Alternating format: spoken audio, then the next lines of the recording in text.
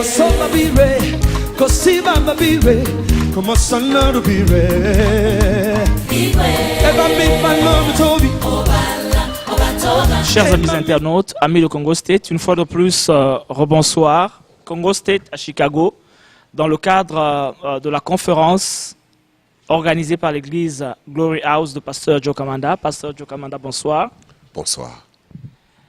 Nous nous sommes déportés de Beerstown pour Chicago pour vivre, pour ne pas qu'on nous raconte ce qui se passe, ou s'est passé, ou en train de se passer ici à Chicago avec l'église Glory House de Pasteur Kamanda. Hier, nous avions vécu la première journée. Aujourd'hui, c'est la deuxième journée. Je serais tenté de poser la question à Pasteur Kamanda.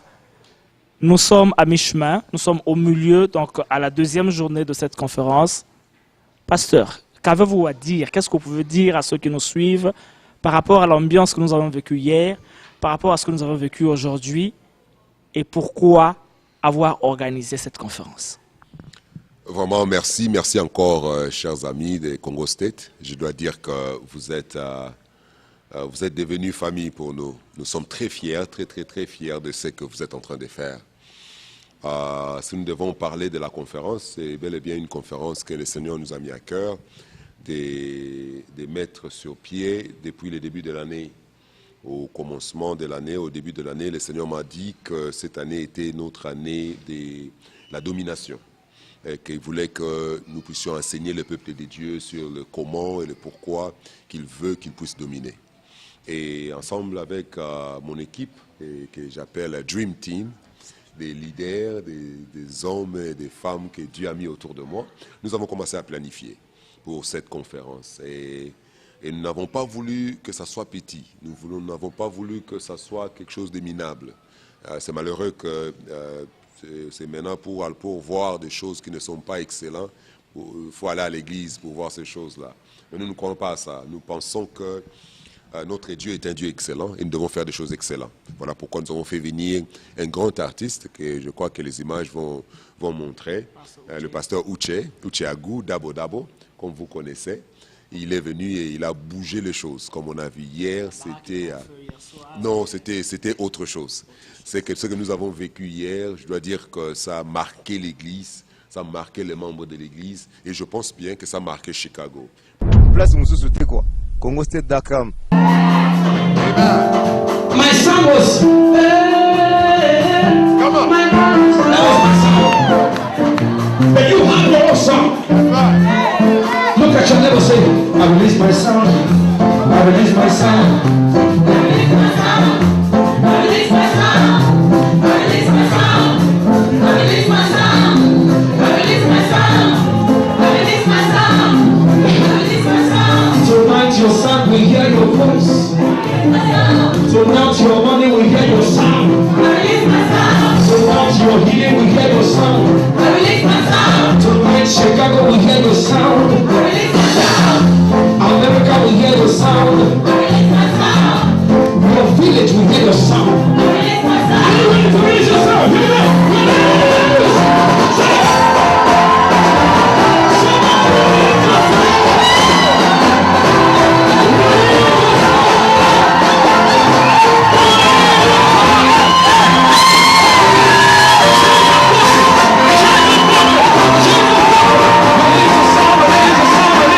Place nous c'était quoi? Congo State Dakar. Come on, somebody release!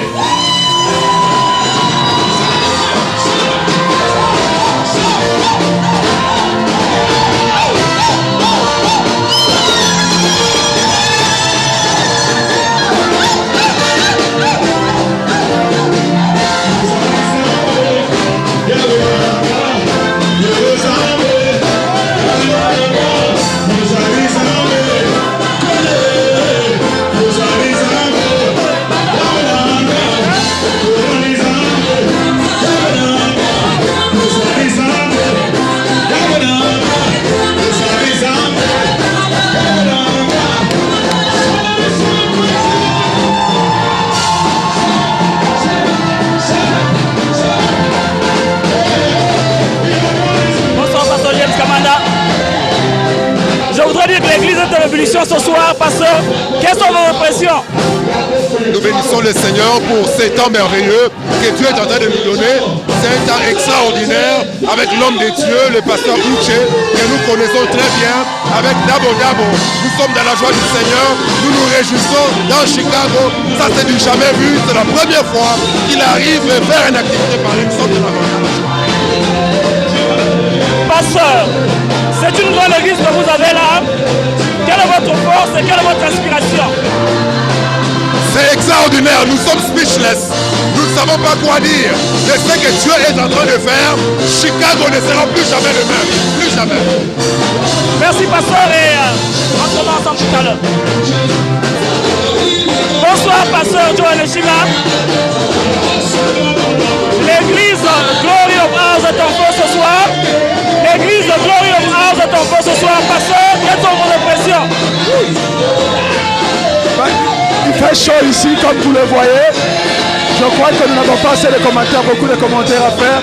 Vous voyez comment tout le monde est en train de danser. La gloire de Dieu est descendue, le feu de Dieu est là. Et nous sommes en train, nous sommes plongés dans la gloire. Merci pasteur. Nous allons encore récupérer notre frère, le frère Omer Boussougou, que nous allons essayer de demander les impressions suite à cet événement, l'événement qui est en train de nous mettre dans une autre dimension avec Dieu. Alors, sans plus tarder, je vais m'approcher de notre frère pour lui poser ce qu'il faut. Alors mon frère Omer, l'église de Dieu est en ébullition, le peuple de Dieu est en joie. Que représente pour vous cet événement? Je suis très content de ce que Dieu est le Dieu vivant. C'est lui qui transforme les choses. Pour moi, c'est une opportunité de danser pour lui, une opportunité de chanter pour lui, de sauter et de reconnaître ce Dieu-là, le Dieu vivant. C'est lui qui transforme les choses.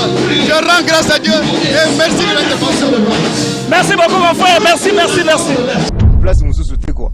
Congo State Dakam. Parce que ce n'était pas seulement un événement pour Glory House, mais j'ai senti que le Seigneur voulait que ce soit un événement pour toute la ville de Chicago et même dans ses environs. Certaines villes dans le parage telles que Galesburg et Rushville et toutes ces autres villes-là, Champaign, et puis aussi, c'est même sorti d'Illinois. Nous avons eu Indianapolis qui était là, Iowa qui était là, des gens qui sont venus de Texas, des gens qui sont venus de Maryland, des gens qui sont venus d'un peu partout pour être avec nous, participer à cette conférence. Donc c'était extraordinaire hier ce que nous avons vécu. Et aujourd'hui, le Seigneur a voulu que nous puissions un peu faire asseoir les choses. Et pour cela, nous avons aussi fait venir un autre homme de Dieu, de l'Afrique du Sud toujours, qui est venu avec son épouse pour bouger les choses. Des choses qu'ils ont décortiquées, les images vont montrer, c'était extraordinaire. C'est un homme qui est un multimillionnaire, il n'y a pas rien à cacher là-dedans, c'est un homme de Dieu qui sert le Seigneur, mais il est millionnaire en dollars. On ne parle pas ici de millionnaire en francs Congo, ou encore millionnaire en rand, mais millionnaire en dollars. Donc, mais un homme de Dieu au même moment, nous l'avons fait venir pour qu'il nous aide, nous ici, peuple de Chicago, et même voire même des États-Unis, pour savoir comment nous pouvons même dominer sur l'argent. Que l'argent ne doit pas toujours, nous ne devons pas toujours être de ceux-là qui manquent. Nous n'avons toujours jamais assez. On n'a jamais assez. On manque toujours. Non. Mais comment pouvons-nous aussi dominer littéralement, même dans les domaines financiers? Et il a commencé ça aujourd'hui. Et comme vous avez vécu, c'était extraordinaire. Come and sit down. They just come here, drive here, receive the word, go home. Drive here, receive the word, go home. That's why you are not moving forward.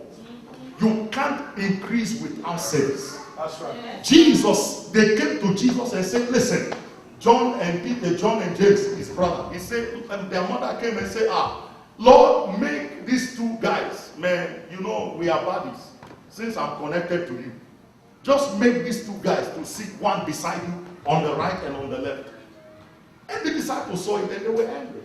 And they looked at them and they asked Jesus, look, what nonsense is this guy doing? And Jesus looked at them and said, guys, no, don't fret, don't worry. He said, in the world, this is how they get up there.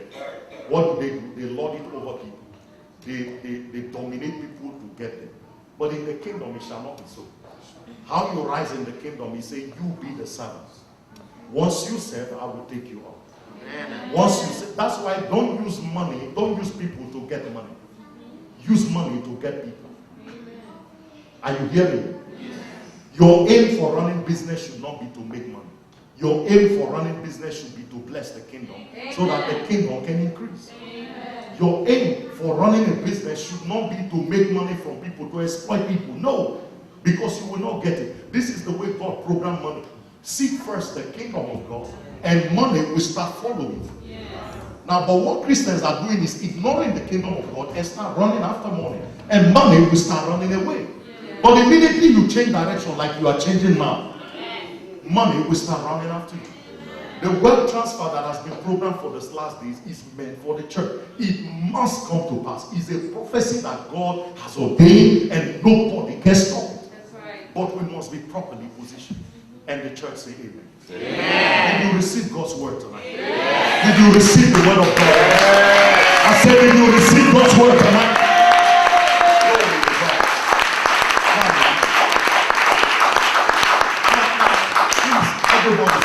Place mususu te quoi. Congo State Dakar. Mais une autre chose que je voulais aussi dire, c'est que la semaine passée, le dimanche passé, il y a eu des sérieux problèmes ici dans la ville de Chicago, où il y a eu beaucoup de meurtres. C'est un week-end qui était un holiday, week-end des vacances, voilà. Et vraiment des jeunes délinquants se sont décidés à tirer sur des gens. Il y a eu presque 84 blessés par balle et plus de 15 morts. Le Seigneur m'a dit qu'on ne devrait pas seulement croiser le main. Quand bien même moi je suis dans les banlieues un peu au nord, mais mon cœur est dans la ville. Je suis dans la ville.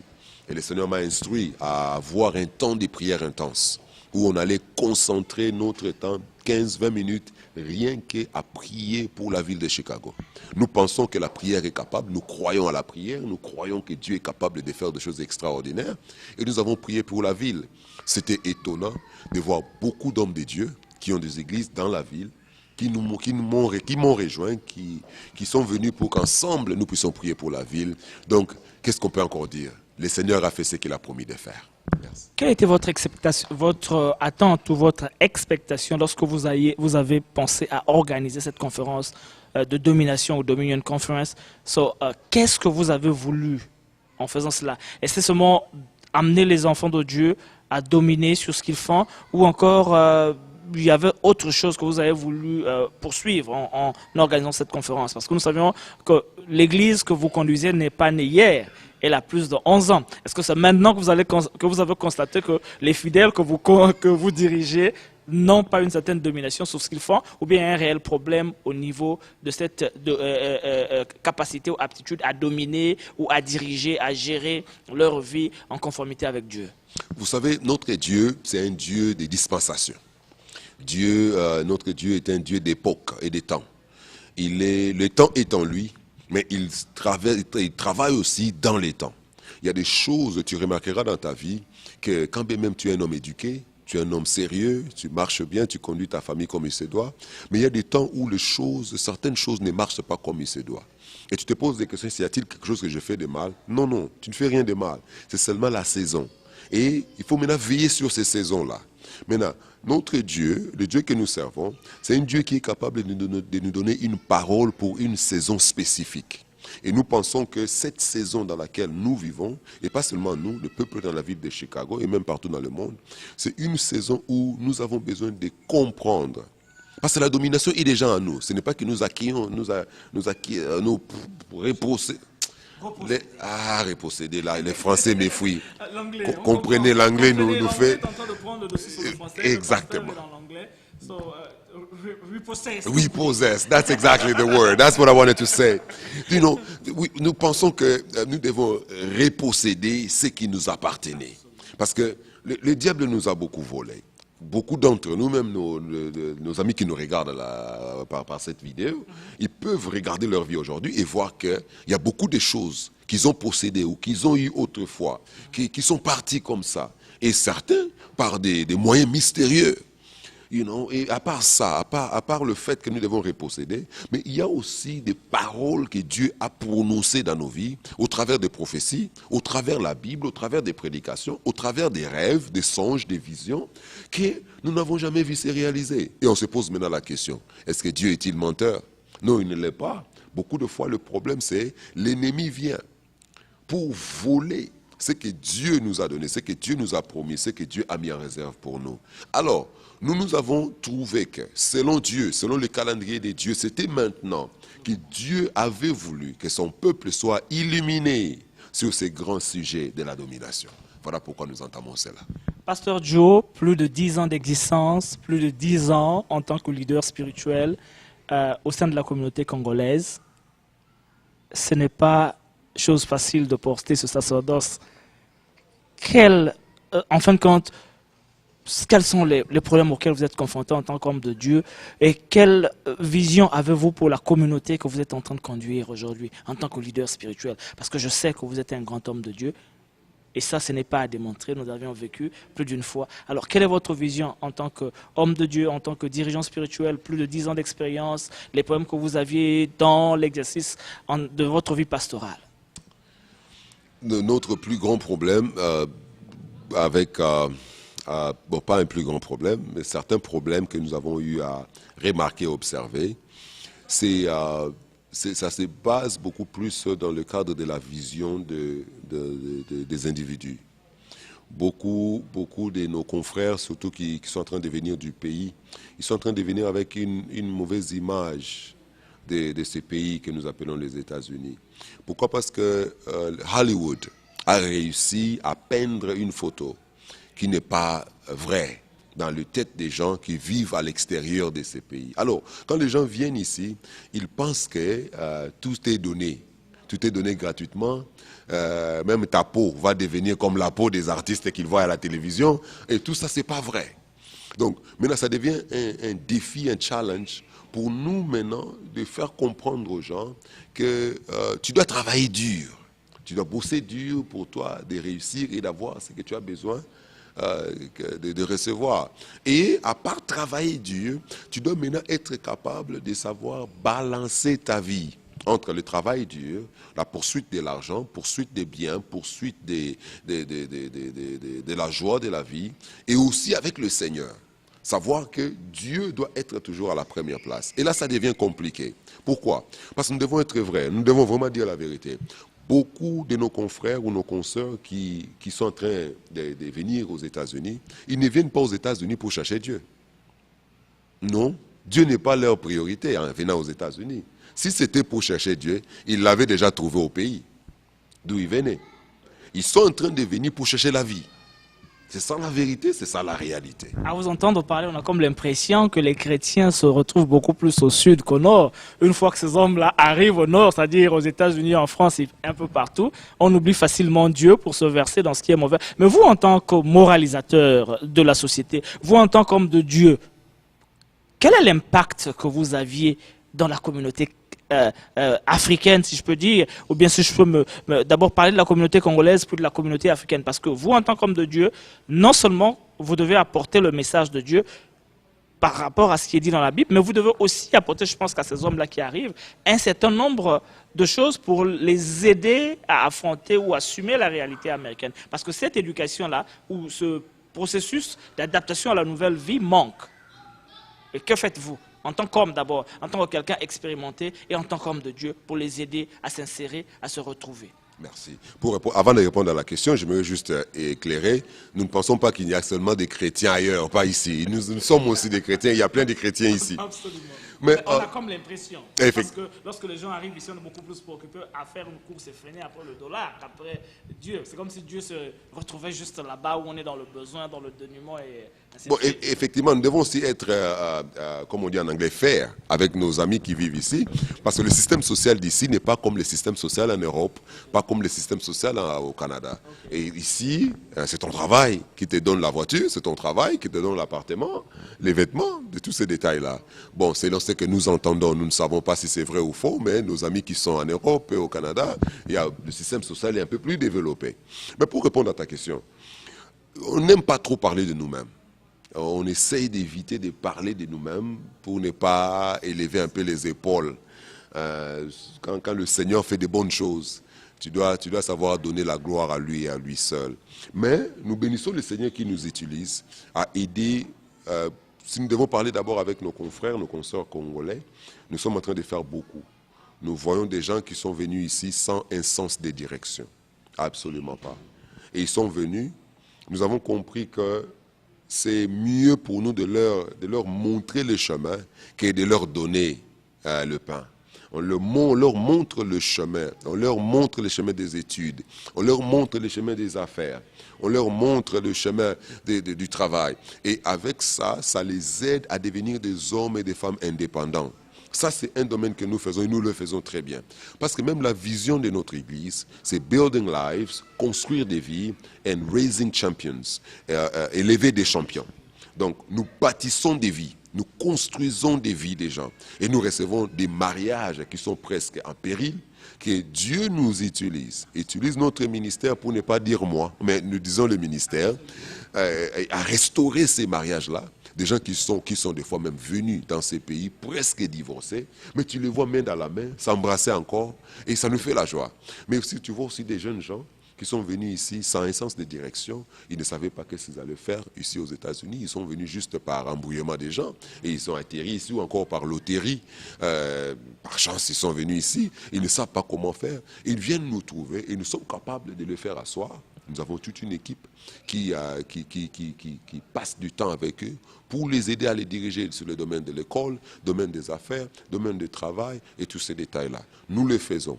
Mais nous n'oublions pas aussi que notre appel, premier appel, est d'abord spirituel.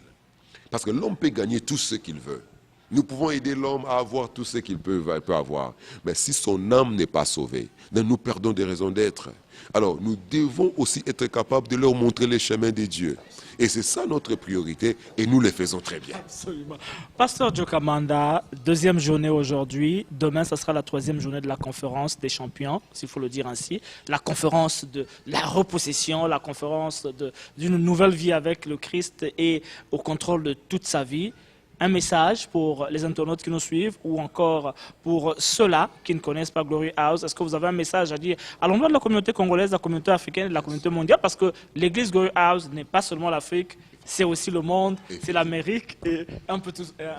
J'agrée avec toi, effectivement. L'église Glory House n'est pas une église seulement congolaise ou encore africaine. Vous pouvez voir par des drapeaux que nous avons dans notre église. Ça illustre certaines des nations même que nous avons.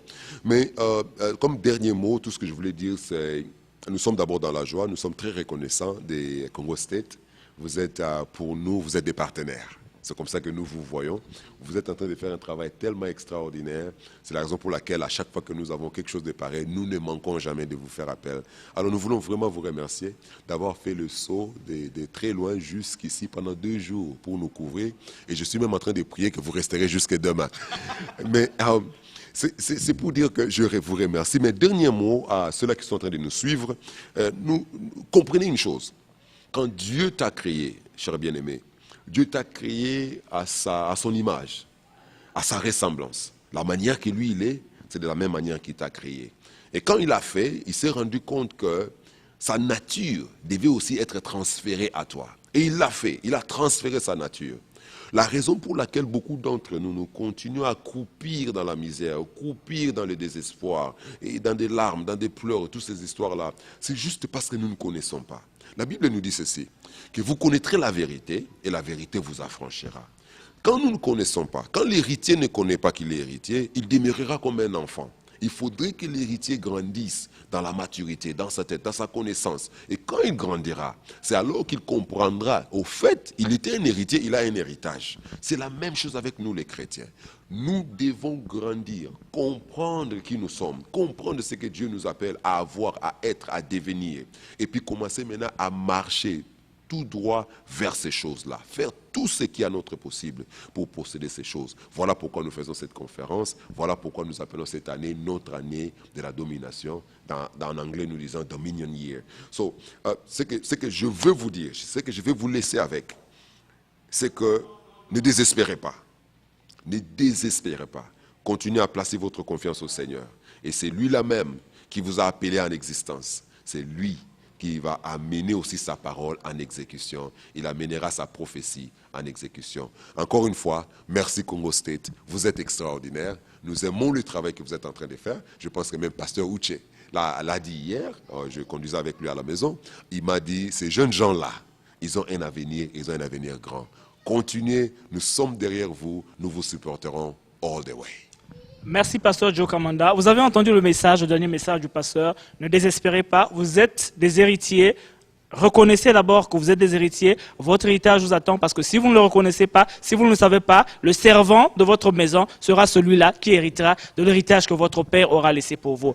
Une fois de plus, Congo State vous a permis de vivre sans être ici à Chicago la conférence des vainqueurs, de vivre sans être ici à Chicago l'ambiance qui prévaut ici à Glory House. À toutes et à tous, merci d'avoir été câblés sur Congo State, votre espace, votre univers. Merci encore et à très bientôt.